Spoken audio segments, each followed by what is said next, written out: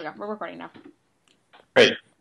So hello, everyone. My name is Noble Kelly. I'm the president and founder of Education Beyond Borders, and I'm very pleased to be presenting here at the Interuniversity Conference on Education. I understand the theme this year is about accessibility to education, and what I would add is that let's talk about accessibility to quality education, and I'll get into that a bit through my presentation.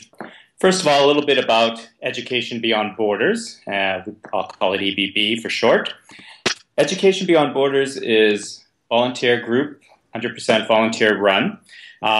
It's got started through my travels around the world, working with disadvantaged youth, and also gotten to meet their teachers. And what I found through these experiences that many teachers around the world in emerging countries often don't get professional development. So access to educational best practices that we in the global north really have great access to. So my thought was, why not have teachers share not only our resources, but this wealth of professional development that we often get. And so I created this organization, Education Beyond Borders, and it's teachers working with teachers in these emerging countries on a trainer-to-train-the-trainer basis. So we work at creating a set of peer-led and augmented workshops that will eventually be owned within 4 to 5 years by the local teachers. So we create teacher leaders who will be trained as trainers and facilitators of methodologies. So not what to teach, but how to teach, how to engage learners so that quality education happens. So trying to move away, because what we see often in many of these countries is that teachers will teach how they were taught, and that was through very rote memorization for exams. It's a very lecture method, so very teacher-centered. And so what we're trying to do with methodologies like project-based learning, differentiated instruction, collaborative learning, inquiry-based approach is to really make education interactive for learners. And so hence really supporting quality education. So there's a strong movement amongst all teachers globally that it's not enough just to have access or education for all, but it needs to be quality education for all. And how do we access that? So that's a little bit about our organization. And we worked in Kenya, Tanzania, South Africa, Ethiopia. We're on set to go to try and work in Honduras as well. So, and that's kind of how we try to address this question about how do we access quality education. And it's not about, for us, it's not about building schools and given textbooks and things like that, because beyond that, the school is never taught the child. It's all about the teacher, and many people seem to forget about about supporting the teacher, and it's through that becomes more systemic change. It's more the longevity. It's more, I guess, for example, to put it in direct terms, when you support a teacher, and they have this capacity now to really engage the learner and really provide and deliver quality education, that teacher will directly impact every student they see from that point on. So when you consider that, on average, teachers in many of these emerging countries have class sizes of 50 students or more, you can really appreciate how many students are directly impacted by these positive changes. So for me right now, I kind of framed this discussion, this presentation is to look at, for us, what are some of the challenges and opportunities to improve this access to quality education? And then I'll like to talk a little bit about what is our role and what can we do and our accountability to make sure that we're doing our part, especially if we are not unable to reach many of the emerging countries ourselves personally. So through much of our work, I'm also an ICT, information communications and technology teacher, and I teach business at the secondary level as well. So most of my teaching subjects are very practical. And I train many teachers on the uses of technology. And many people want to really jump on the bandwagon that technology is the answer, the solution to really making education more accessible. But I'm going to challenge that for you a bit. What I see happening through my observations is that many governments or the decision makers that are pushing for technology are not educators. They're not the end users. And so what they try to do is oftentimes is replicate what's been done in the global north, so in our nations, for example, Canada. And so many of them are really spending huge amounts of money and huge investments on getting computer labs in many disadvantaged regions and schools. And my quick answer to many of them, and I try to get them to think ahead, is that if you're always aiming to replicate, you will always be behind. And what we found is that many of these countries are way ahead of us when it comes to ideas around, like, for example, mobile technologies. So with mobile technologies and predominantly the cell phone, how can we use cell phones? How can we use tablets in education? So I really push that we should move away from putting boxes, computers, and computer labs, smart boards, things like that. Those are huge investments that are really tied to one location, and look at more practical means. Equipment that will survive in these climates and these conditions, heat and dust, security issues. Really trying to go wireless as well, because there's huge security issues around even stealing things like copper wires and so on. So many of these investments beyond the equipment, many countries and education districts don't have the resources to follow up. They don't have the money for tech support, for repairs, for training and security and so on. So beyond the initial investment of putting the equipment or the computer in there, that's it. And so it becomes really a wasted investment. Also looking around, many people, there are things around mobiles for development and so on. So we've heard of, probably many of you have heard what are the latest developments and how mobile technology or mobile phones are used to really communicate with each other and share information. In education, it's a little bit different because of the huge amount of content. How do we really use cell phones to help collaborate and share and educate? So those would be the challenges in our area, especially in the field of education. One of the things that many people are looking at, well, the cell phones could be used for mobile testing and quizzes and things like that. And I think what we need to move away from is not to use these tools that people want to use because they're fun and because they want to use them for things that they don't like so much, like quizzes and tests, especially students. So you're going to find you're creating processes for kids that become something they don't like to do. So we have to use the technology for something that it's intended to do, and that's to inspire and to explore and discover.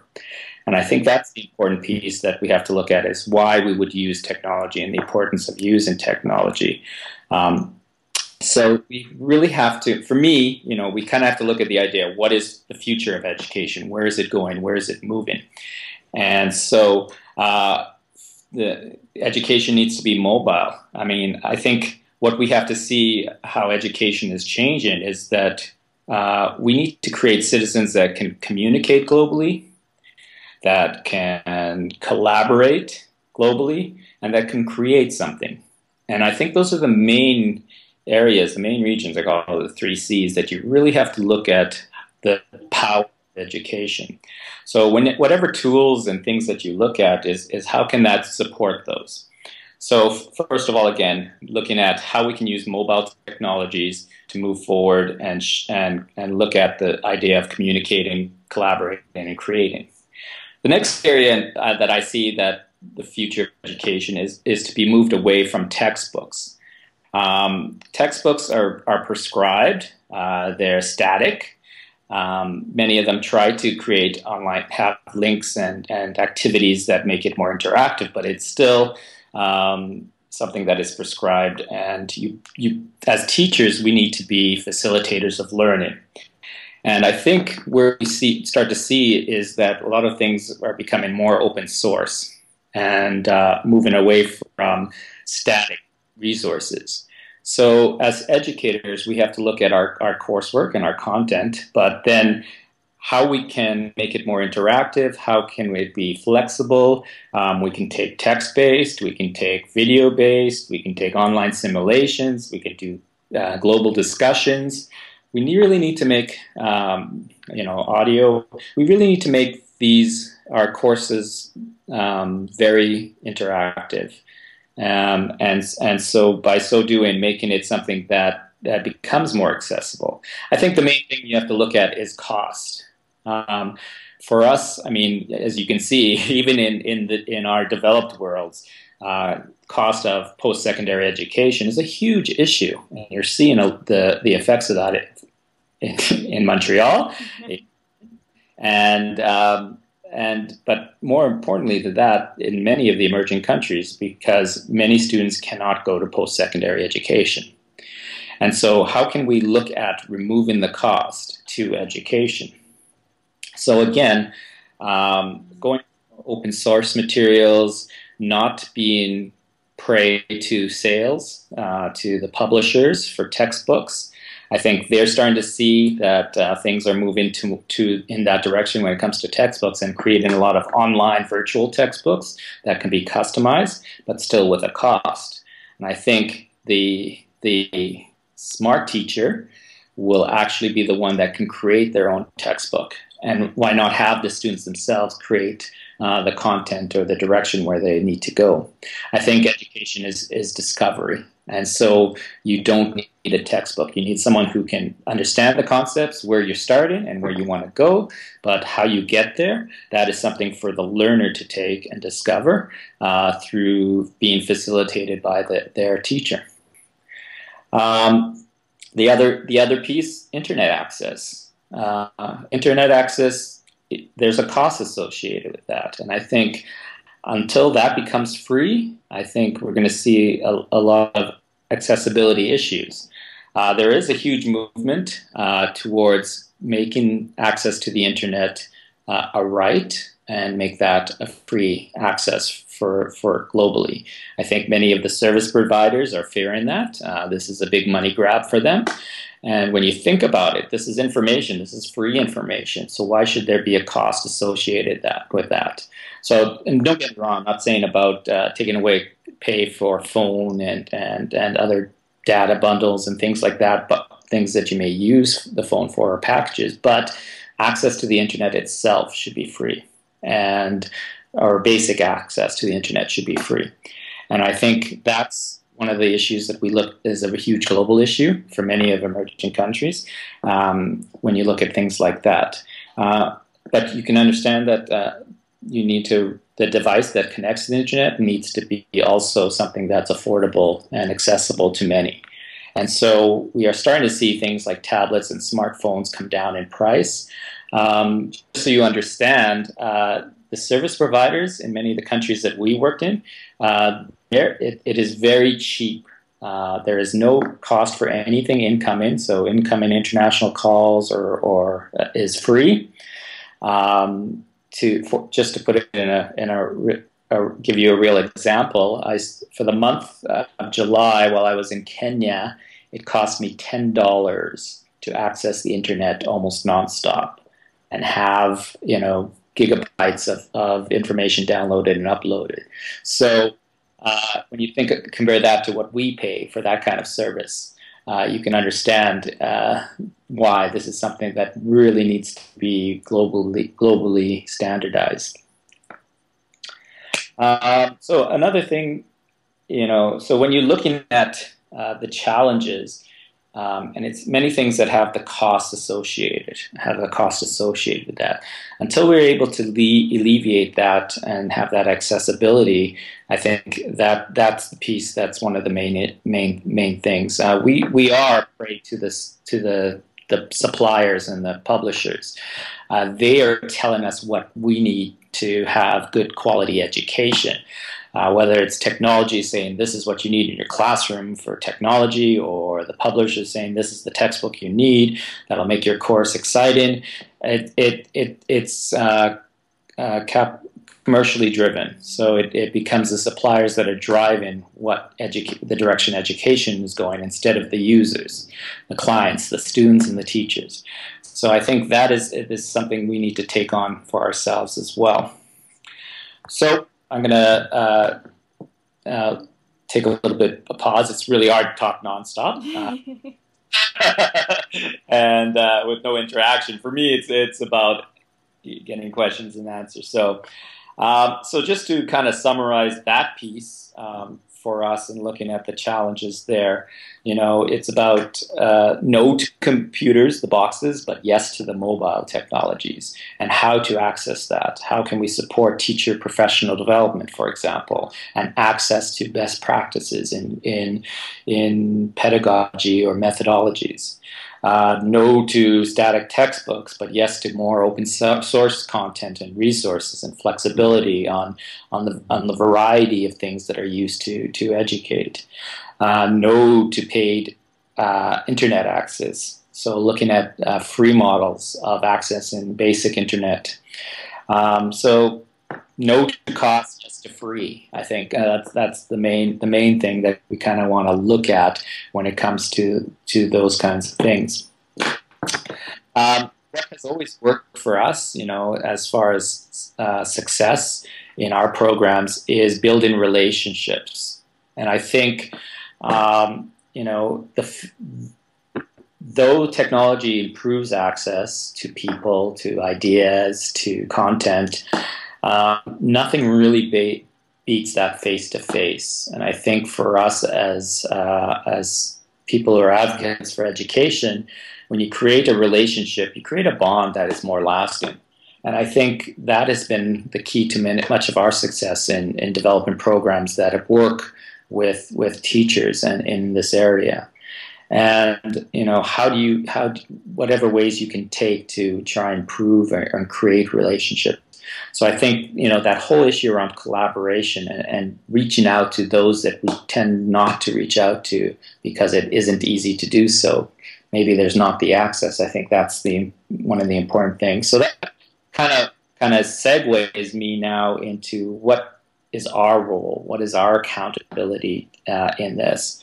Many of you may be familiar with the term digital divide, and that is the idea that globally, because many do not have the access to technology or the internet or electricity, that they are getting further and further away from those of us that do.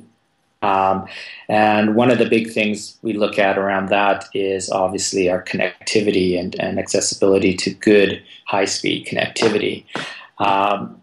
I remember threatening many of my students in their computer classes that if they weren't productively using their resources, I would send them back to dial-up. And you should hear, and I'm sure you can imagine that too. For those of you who were around in the days of dial-up, if you were forced to go back to dial-up instead of high-speed broadband wireless, you would just balk at that idea as well. So we are inadvertently contributing to this idea of a digital divide. For those of us who are connecting to others or collaborating to others, take a look at who it is that we are connecting to. Often you're going to find for the majority, and I know this is the case in many high schools and things like that, is that the haves are connecting to the haves. It's because it is easier to connect to those that have good access. Canada is connecting to people in the States, Australia, the UK. There's a language issue as well, but I think, for purpose of education and teachers who are trying to facilitate this collaboration between their classrooms and so on, the idea is, it's easier. I can't be, bothered by the low response time by trying to connect to a country that may not have stable connectivity. And that becomes a problem because we're creating a skewed or a more myopic global view, because if we are continuously connecting with the same people or the people that have maybe the same global perspective as ourselves, what is changing? I'm going to challenge to say that what is changing in that exchange? Not much. So how can we almost learn how to be patient in this aspect so that we can support the connection with those that may not have that stable connectivity? So that becomes the challenge, both on a personal level and on an infrastructure level. So that's one of the things that I'm looking at, trying to really challenge educators, is to, change your misconceptions about connectivity. They have there's a group of there was a school in the middle of Kenya that we were at. It's a Maasai culture, and they have mud schools, but they had a computer lab that was donated, a laptop in a container, ship container, that is solar powered, and they had the modem sticks to connect to their telecommunications, their mobile lines, and it's a great.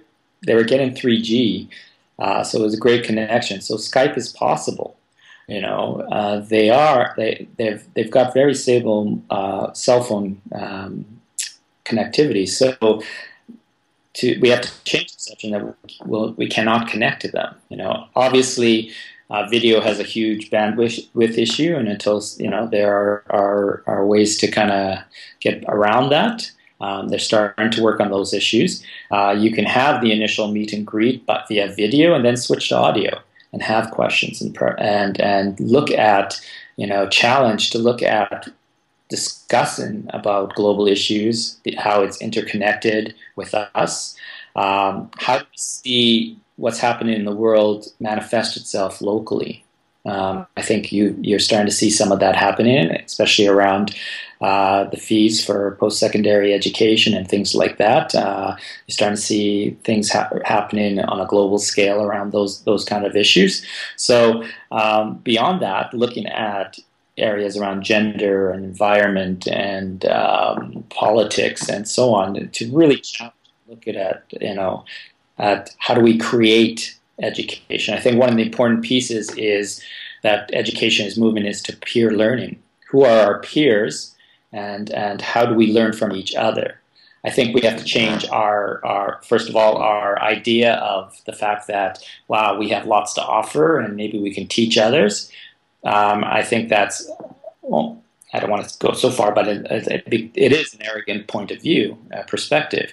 And we have to see what is it we can learn from others globally, especially those that we may feel that are in a disadvantaged area or region or emergent. How can we learn from them? And I think that was one of the big aha moments for many of the teachers that are in our programs from Canada that have gone initially thinking they have lots to share, and this is something they're going to feel good about. They end up finding that they had so much to learn, and bringing back that global perspective into their classrooms to enrich their classrooms.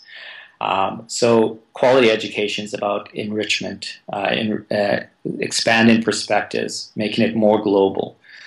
So that is one of the challenge. Okay, not connecting just to the haves. There is, that's important as well. But really challenging ourselves to go beyond our perspective and reaching out to others, even though it may not be easy. I think we really need to strive and challenge ourselves to try and do that. And I think one of the other, we don't even have to go so far to do that. We have to look locally as well. How much do we know about our Canadian North and the communities there? I think, there's a huge gap between our North and those along the 49th parallel.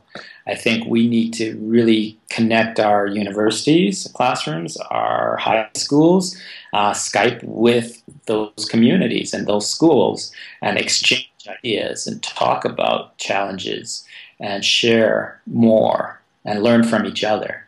So really address that issue about global collaboration, and even because Canada is such a huge country geographically, that we can consider ourselves becomes a global issue as well.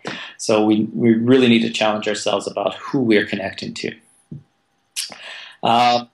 And so for us, I kind of mentioned a few things there. So the area around technology, looking at the digital divide and the use of technology, and how we can challenge ourselves and not contribute to that global digital divide. We need to look at how we can enrich our perspectives so it doesn't become very myopic, that we look at expanding our horizon, expanding our perspectives, learning, educate ourselves through peer learning. How do we work with our peers to learn from each other and with each other? I think we need to see about creating projects that that we are paired up with someone from another country on a certain topic, and look at moving more towards that.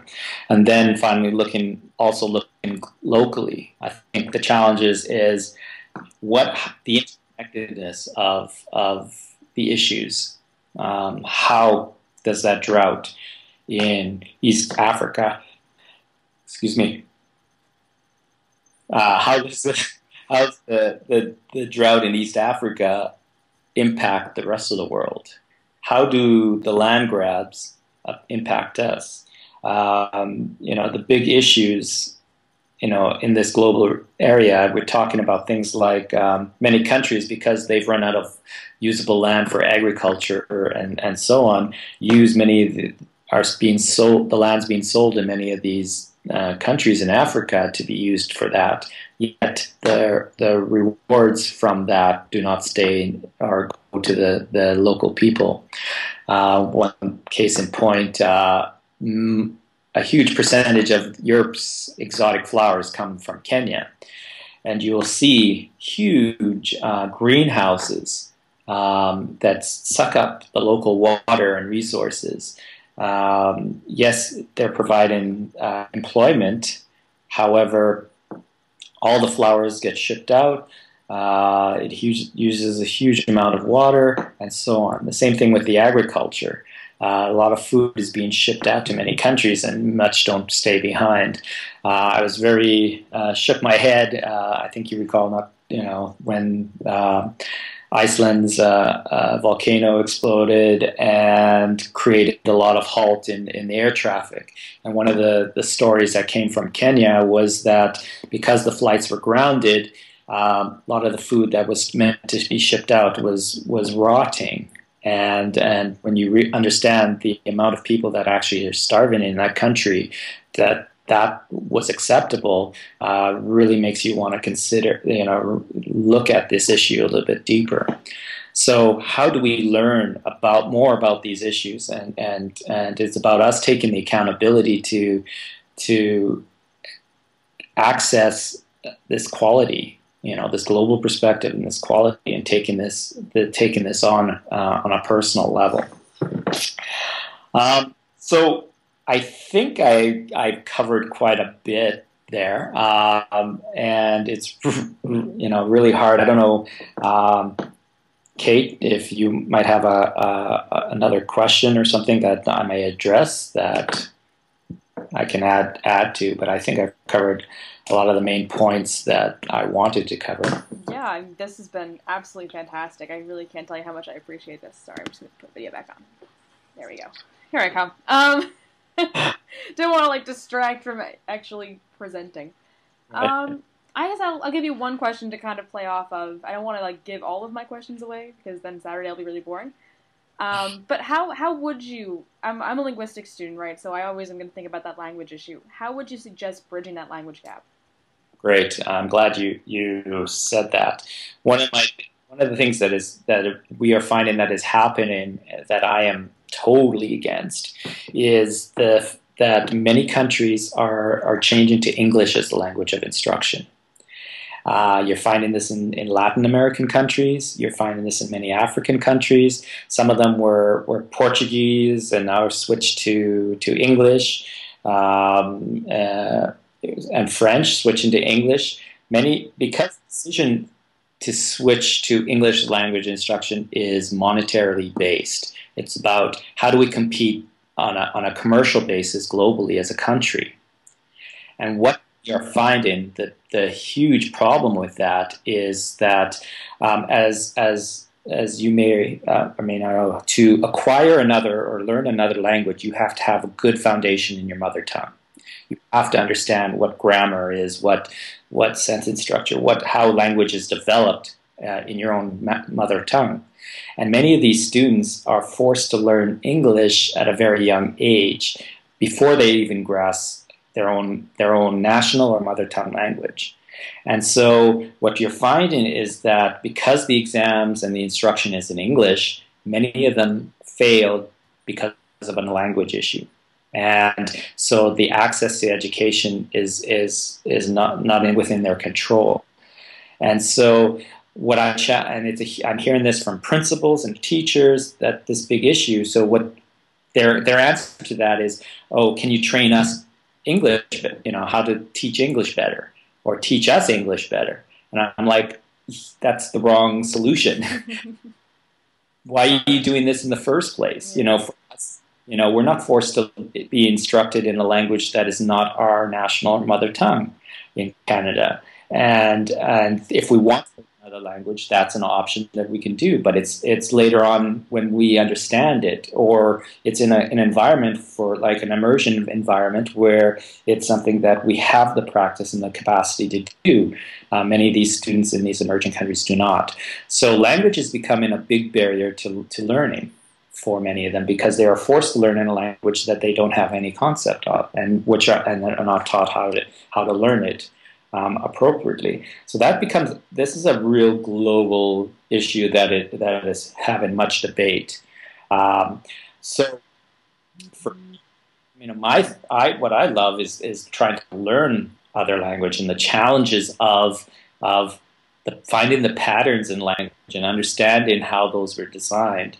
What we're finding as well is many cultures are trying to recapture their lost language and helping them to become, create an indigenous curriculum. For example, the Mayan culture in northern Honduras, where we were near Guatemala, the Mayan language was never written down, and they're trying to create a textbook for preschool, for primary kids, how to count and basic letters and words in the Mayan language. And so they're trying to recapture that. And I'm hearing these kind of stories about indigenous curriculum trying to be created and saved and restored. And that's another point is how do we connect the indigenous stories? Because through my travels, I am finding that these are the stories that educated the next generation, that are passed down from generation to generation. That's how they learn their science concept, through folklore and through stories. And how do we? And I'm finding patterns and morals of stories that are very similar from culture to culture. And it would be great that using technology that we can connect the cultures to share these stories. So using indigenous stories to educate, and how do we bring culture back into education is a huge issue, because it has usually been stripped away through colonialism and so on. When the education system were introduced, culture was stripped out and taken out of that, and it has so much to offer and so much, and has a strong foundation in education. So the language issue is going to be a big one for us. When we look at new languages being developed, the text language, for example, and other means of communicating. A generation will communicate. Your generation will communicate with the others because you have a similar language. texting is huge in Africa. You know, they're a mobile culture. They know how to text and SMS. And I don't know if you know the statistics, but how many languages are dying on a monthly basis, you know? I think it's something like in the next 10 years it'll be down to 5,000-ish from our current 6. Yeah. And when you think about that, on that, but it's dying quickly, that loss of culture, never mind language. And I think that's a big thing to kind of really, how do we preserve that? And how do we address that issue of language and looking at communication? So how can we communicate? And when I think on shared stories, you know, if they have to be translated, they have to be translated. But what I found is peers connect beyond language. You know what interests teens in Ethiopia, interests teens in South Africa, interests teens in the UK, interests teens in Canada. It's about music. It's about sports. It's about clothing. It's about hobbies. You know, those are things people connect on because humans are social beings, and so you will find other ways to communicate beyond language. And I think that's the other challenge is how do we try and do that through education, you know? So that becomes a real accessibility issue too. If language becomes a barrier to quality education, how can we move beyond that? What do we have to do to move beyond that? And I think that's a very important piece and a good discussion question to have in small circles and extend to others and have that discussion on a global level. So many more that I potentially have, but I really do want to save them for Saturday just in case we run out. When we hear from the others as well. Sorry? Yeah, I'm looking forward. You can probably share it during when we hear from others as well. Yeah. Give us an opportunity. That'll be good. Yeah. All right. I'm gonna stop the call recording now. I'm Finola. This is Finola. Hi, my name's Finola. First, I want to say thank you so much for your presentation. You brought up a lot of really fascinating points and touched on a lot of different accessibility issues relevant globally. So thank you for that. I wanted to ask about what you mentioned regarding the move to open source sort of textbooks, if you will, like moving away from the traditional types of textbooks. Right.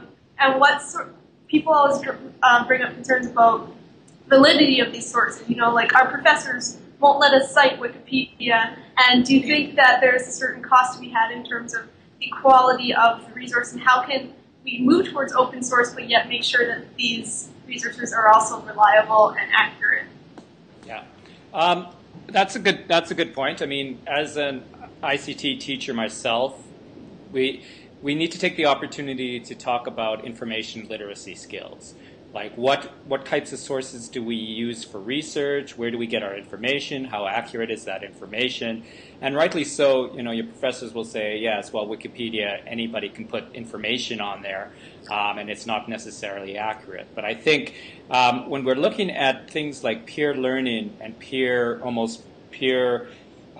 adjudicating, where we have to really evaluate each other and hold each other up to the same standards. So I think Wikipedia, you know, if there are errors up there, they usually get filtered, they get research, people will come and say, no, that's wrong, this is the right thing. So eventually, through all that kind of vetting process, most of the information does get accurate. So obviously we need to really understand the source, where the source of the information come, and really be savvy. Both, I think one of the most important skills we can learn is how to be media savvy or media literate, and talking about media issues. For me, you know, the piece about open source and moving away from textbooks, I think it is a great disservice if we feel that we should get all our information from one source or one thing and say that is it. The best skill that teachers can teach any student, no matter how old they are, even adult learners, is the process of learning, the process of finding information and judging, because that is a learning process, how you judge your information and where you get your information up towards your learning. You know, we as teachers, we should be facilitators, almost like navigators. We provide students with maps. We say, here's where we are, here's where we want to go. How you get there is up to you. Some people will take the long route. Some will take a scenic route. Some will take a plane and get there really quickly. You know, so that's catering to the different learning styles as learners have. And I think if teachers can, you know, not throw out textbooks. You know, you as a teacher and as a learner understand the concepts, what needs to be taught, the main points. But how can we teach that in different ways? You know, video. Can we interview someone? Can we go do some research, an experiment, or whatever? So if we can mix up the content and not have it all prescribed from one textbook, and all this information, I think one of the things I see often in for example, in countries that I am in Africa, the salespeople are selling these packages of video DVDs to teach. And give it to and say, here, this you need to buy this. You need to have this signed contract for these many years. So you have these great video content pieces that you can share with your teachers and give them to help them because we know they're lacking with the resources. But I'm like, why should they buy that? I mean, all that information. Give me one of those DVDs. I can find all that information online for free. I can find any of that for free. It's just that, yes, you are saving the people the time of having to go and look and find the things. And I think that becomes a judgment call. And that becomes one of the biggest issues for much of this for teachers is the lack of time to prep or to find the information and do that kind of stuff. So I think, you know, there's going to be a balance. You know, yes, some easy stuff. Let's take textbook. Let's do this. But as much as we can integrate free open source materials, there's a huge movement towards open source. I think that will add to alleviate the accessibility issues. And I think teachers shouldn't be the bottleneck. We should allow students to, you know, we will adjudicate. We will say, yes, you are on the right track. Yes, that's great. We even may learn something from the path you took to find your solution, find your research. So I hope I covered a couple of those things there. Actually, I have a question about financing projects, whether it be through distributing more mobile technology pieces or just sending people to be able to teach teachers how to teach. That was a lot of teaching. But do you think that organizations like yours that do some fundraising are sufficient, or do you think that there needs to be more support from governments of the countries that you're working in, governments of countries like the U.S., like the UK, etc.? Is that... Yeah. I think, you know, there's always, you know, that danger where those of us or, you know, people in the global north feel that, you know, we have a lot to share or we are doing it the right way and this is what they need to do. And I think there's a danger there to a point where should it always be coming from somewhere else? And, you know, like it or not, politically, that international people coming to do some work is often the catalyst for change to happen. But that's where it needs to stop. I think when you're stuck in a system, and if you have to understand the system a bit, the education system has been really ingrained from the colonial days for many countries. And it is very hard for them to change their ways. And without input from an outside source, nothing will ever change. And that's why teachers will teach the way they've always been taught. And the system will stay the way it is unless there's input from outside source saying, well, here, look at these best practices. What do you think about these? And so on. So there is definitely that need for that catalyst for change. And I think having teachers or other global advocates for quality education to share information. So it may be a face-to-face thing at first, but like what we've done when once we've developed the relationship and built and trained with ICT skills, many of those teachers are doing online conferences. There's a global education conference coming up in mid-November. Many of them have moved from not knowing anything to technology to last year they presented to their peers. And it was very exciting because many came to hear them because we very rarely hear their voice because of the accessibility issue to online networks and social networks. So I think there needs to be that catalyst, but that's where it needs to stop. We need to empower others to be able to say, yeah, we need to always be open to others' ideas. We need to learn and share with each other. And that speaks to that whole piece about that peer learning. No matter where we are as whether we're educators, decision makers, policy makers, or students, we need to be learning from each other and not just within our little bubble. And I think, we're lucky in Canada because many of our little bubbles are very global in nature. They're in lots of international students and things like that. But there is learning to be had from that exchange. So as much as we can, that's the challenge I kind of mentioned, is we need to open up our perspectives and make sure we are challenging ourselves to have that dialogue and exchange with others from different perspectives all the time so that we are learning through that process. Sure. I don't know if you can hear me very well, but you were talking earlier about a lot of the schools switching to English as a language of instruction, and sort of tying into the point where they shouldn't just be consumers of external content. Do you think, you talked about how it was not working quite well because of the lack of basis in the mother tongue, but in terms of a strategy, do you think that it's a good one? And I mean, it's not just in the areas that you talked about. I recently heard of a major university in Italy who has given a year warning and are switching all of their instruction into English, even for current students. And so it's happening all over the board, and I was just wondering sort of how you felt about that. Yeah. Language should not be the barrier to learning. And when it becomes that, that's when it needs to change. That doesn't become the best solution. And I think learning language is part of learning. At the university level, I'm going to maybe presume that there has been enough English introduction through life and through other means that transition might not be as difficult as it would be at the elementary level. And I think that's where the biggest issue is you need to have good language foundation skills so that it doesn't become a barrier to learning. And whatever the language of instruction be, I think that's it. You always have to look at who is your clientele, who's the learning for. And if you're looking at students, in many African nations, you're looking at a rural population, a rural society, and their language. And so if you force them to learn in a language that they very rarely have practice with, or it's not part of their living, it's not a part of their lifestyle, it's not part of their economy, it's not part of whatever.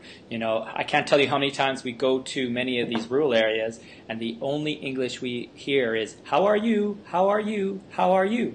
That's the first main thing they learn to speak with to tourists, but that's the only thing they ever say in English because that's the only exchange they ever have.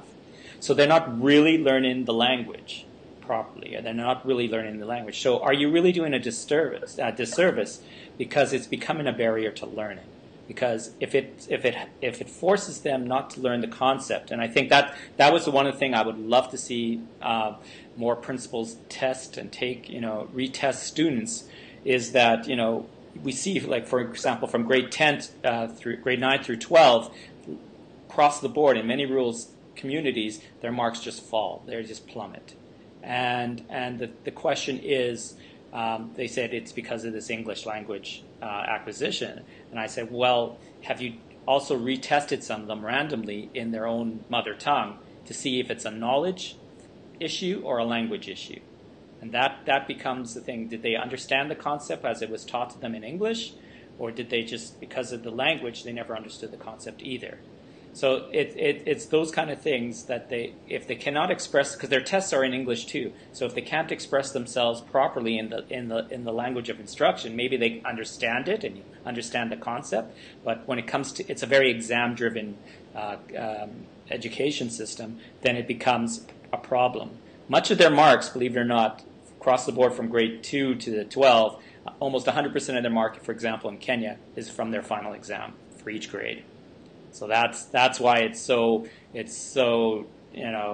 geared to exams, and it becomes their mark just dropped. So for me, I really would love to preserve culture. I would love to preserve language and learning in that language. But we all know that if we can open up to learn other languages, however and when we're ready to learn them, I think you will learn them better. I think every student said if they were forced to learn something, no matter what it was, they're less likely to learn it until they're ready to learn it. So I think that becomes also an issue too. I don't know if you can hear that, but there was like a collective gasp when you said that in Kenya, 50% of a grade is based on a final exam. For some 100%. classes at McGill, it's like that, but that's excessive. Like, how do you feel about that kind of exam-driven learning paradigm? I'm assuming it's a negative. It's hugely negative. The teachers know that, but their hands are tied. They're forced to teach to an exam. And when you know your marks 100% and you want your students to pass and your school is judged on your results only, you will have to, you're teaching to an exam. So you're helping your students memorize. And that's all they need to do is to memorize, because they want to move on and they want to pass because they need to. Many of them, but the biggest thing is there is no teaching beyond the exam. And that becomes a huge problem when you're not creating a society that can critically think and become an economic source to help support development of the community or the country. And I think that becomes a big issue, a really big issue. Even here, we're trying to move away from exams. In high schools here in BC, the only mandatory exam is the basic English exam. So universities have an accountability to also say, do we need to force to accept so many exams for entrance requirements? So the universities themselves here have required only the English exam. Obviously, there's other things that are involved and things like that. So it still hasn't been a good, complete transition to that attitude. But I think that's where it needs to head to. But yeah, their exams 100%. When you know you're that pressured to pass an exam, you'll do anything to do that, and that means cram and memorize. So you're not really learning, and that becomes, especially if it's in a different language, you're trying to memorize how words are spelled and what words to use and things like that, instead of understanding what those words are. So yeah, it is a huge issue, and many of them know we need to move away from that kind of standardization and move away from exam-based. I think we have time for one more question, maybe? Anybody? I have a question. Sure. Hi. I really liked... Sorry. Go ahead.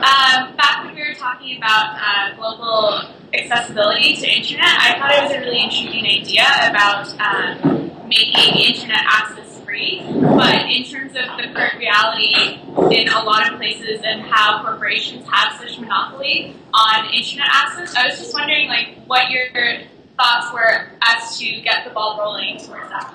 Yeah, I think that kind of stuff is market driven. So if the market is willing to pay for a service, then the suppliers will charge that price for that service. So we in North America are willing to pay what it takes so that we have connectivity. And as long as there is restrictions on competition, there's always going to be that issue. And I think we're starting in Canada, for example, we're starting to see more cell phone providers starting to open up and get into the business and things like that. In many of these African nations, because the population cannot pay, their price structure is based on what they're able to pay and what the society is able to pay. So you're finding that it is very much more cost effective and very cheap for cell phone and to internet access. That's their livelihood. The cell phone is their communication system. It's their computer. It's their network, and that's it. The cell phone is it for them because of the great distances and things like that. I don't have the link handy, but I'll send it to Kate, and maybe she'll pass it on to you, to various movements towards free internet access, free internet providers, and it is coming the accountability of the service providers for that, to say how can you structure something within your bundles or whatever so that basic internet access, maybe for so many kilobytes or maybe 2 gigs per month, is up to that point is free. Anything above that you'll have to pay, so that you are forcing, you're allowing those that need it that access to the internet, which should be a right, because it is information. It's like you shouldn't have to pay to learn something. You are, but you shouldn't have to pay to have to access to the internet. And that's why many of us like, oh wow, look, free Wi-Fi. So why can we have free Wi-Fi here but still have to pay for it at home? And we can go to a coffee shop and have free Wi-Fi. That doesn't make sense. So why can't it just be free? There are certain cities have moved to the Wi-Fi accessibility that's citywide. Airports have started to get on the bandwagon and have free Wi-Fi available. So, you're going to see free Wi-Fi. You're going to see free internet access. Obviously, it's going to be limited, which is fine. But I think that's how they should scale it, so that it's free for basic access and use. And then above that, yeah, sure, you can go ahead and charge, because it is a drain on the resources. But that's where it should be, and that's what I think it's going to go. That's where it's headed. Last ones. Thank you so much for being with us today. I really do appreciate it. No problem. Well, maybe I can hear from you guys something quick. Sorry? Can I hear? Maybe I can ask you guys a question. Yeah. I'll put you on this. So, prospectively, I think for your age group in universities, what do you see as far as your biggest barrier to access for education, and what do you see, for your peer group? What may be a solution, or what can be something that you can do that will help maybe us connect you to others in your peer group to support access to education? Well, I know that a lot of the discussion today, it seems, from start to finish, revolved around finances, revolved around, is university too expensive?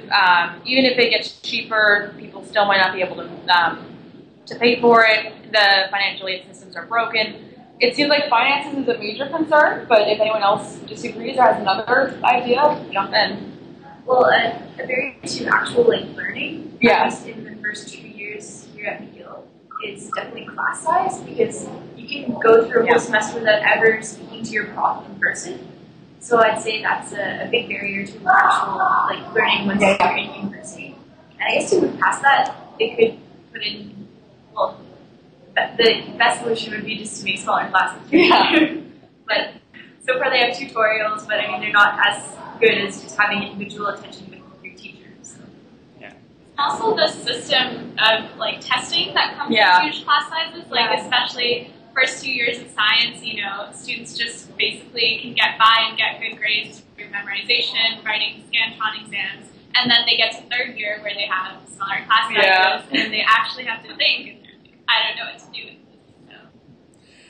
Yeah, so you've all kind of reiterated the same issues that are at all levels of this food problem in many of these emerging countries too. The assessment system is broken, the huge class sizes, and cost as an inhibitor to reaching where you go. Many of those students may get the marks to move to high school or to post-secondary, but they don't have the financial capacity to do so, and they don't. Many families, when they have large families, will send the boys to school and not the girls, and so on. So, or you have to pick who of your sons or daughters are going to go to school, and things like that because of the cost factor. So cost, is a big issue. So I think you hit a nail on the head there. How can we alleviate the cost? I know obviously things cost to do it, but if the resources themselves were free, if we didn't have to pay for the textbooks, if we did not have to pay for the infrastructure, the internet access, and things like that, that would reduce the cost of entrance into whatever institution.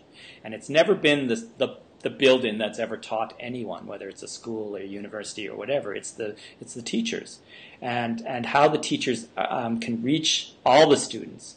And I think that whole, the thing that we do is teach the teachers how to create collaborative learning structures within their classrooms. So, you probably get more interaction and learning from if you are working in smaller groups to discuss and critically think topics and so on. That exchange is a great learning process, and more classes should be structured like that instead of the lecture method where you have one person and 100 people listening. Right? There's very little interaction and dynamic in that process.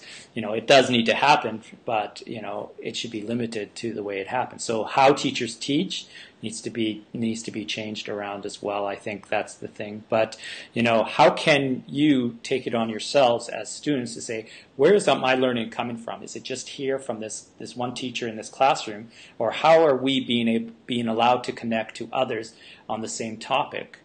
In your field of study, when you get to third year and stuff, it's always the practicum, the practical, the experiential, the really hands-on stuff that you really learn the most through. And how can you do that in the earlier years too? How can that be more integrated in your coursework? And can you take it upon yourselves to do that as well? As part of whatever assignment or project you're given, can we do that? Can we make sure that we are? Oh wow, it might be good to actually talk, to people who are actually living this thing firsthand. How can I connect to these people? How can we learn from each other? And how can we share that? Because one of the things I'm trying to do is kind of connect university students with their peers in these emerging countries as we are connected, so that dialogue can happen and you can mentor and also help back and forth that way too. So, there are no quick answers. The system needs to change both from the bottom up and the top down. But I think as much as you're seeing the movement to really understand your own accountability and your role in learning, and how learning should happen, I think if you start asking for that, and for assignments or projects that allow you to interact with others, not just in your classroom, but maybe across Canada or across this planet, I think then you're going to see some really dynamic learning happening for all sides. So, Yay. Great. So thanks so much. We really do appreciate it. No problem. I will be in touch with you about the links that you mentioned, as well as the donation I talked to you about earlier. Sure. But otherwise, I think we're good. I'll email you about that later. Okay, Thank awesome. you so much again. Thanks, everyone. Have a nice rest of the weekend. Too.